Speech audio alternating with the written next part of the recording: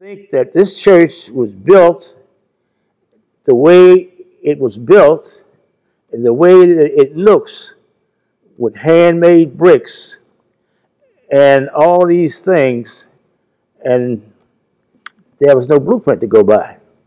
To me, that's amazing.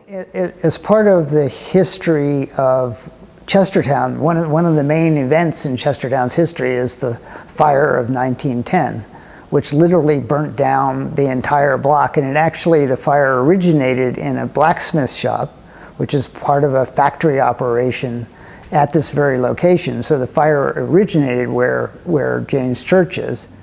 You can see that with that being industrial land, it was possible to come up with the funds to purchase it.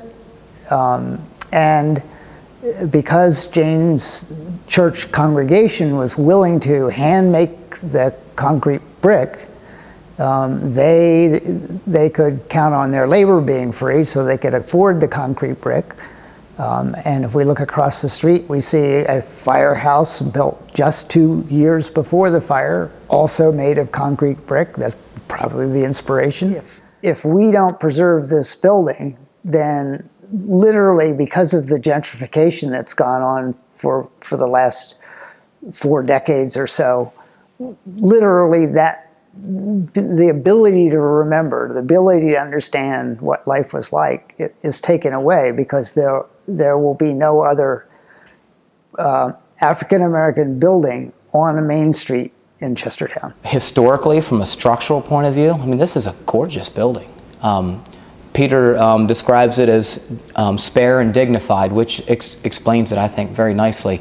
And I think it's a little bit more than that myself. I think it's very proud, and I think we owe it to this church for what it's been to the community to keep it here. Well, we're to the point now where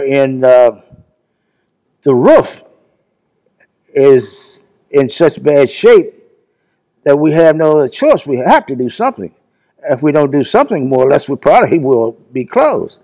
We've got to do windows, because, I mean, we've had leaks to come in around some of the windows.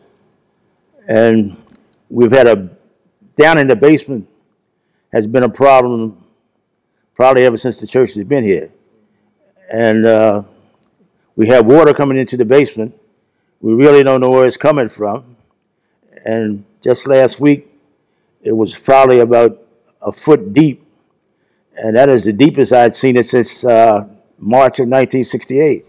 When you do work, you have outside forces that change how much it's going to cost that may or may not be in your control. For example, major power line right outside of the building here. There's a major cost to moving that.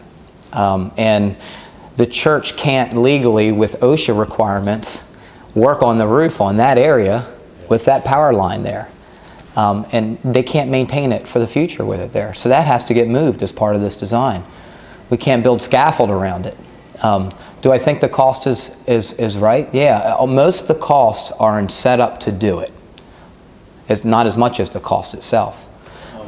So if you're set up and you're doing it and you put asphalt shingles on this church, you may save actually, you know, $100,000. That's about how much you'll lose from the Maryland Historic Trust grant we're going to get if we don't use slate. Yeah.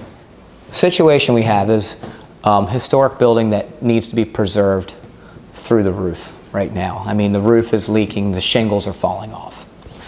Structural work has been done, and to protect that structural work, that roof has to be done. We have 2 forces pushing against us right now: a leaky roof and $95,000 grant through the Maryland Historic Trust that we've been given. We can only keep that allocation if by the end of this year we raise $30,000 of our own money. $5,000 of that's been raised, with $25,000 to go. So it's a $250,000 issue that can't wait, because we can't lose the money that we've been granted by Maryland Historic Trust through African American Heritage Preservation Grant. And it leaks. And so there's a lot of urgency behind this.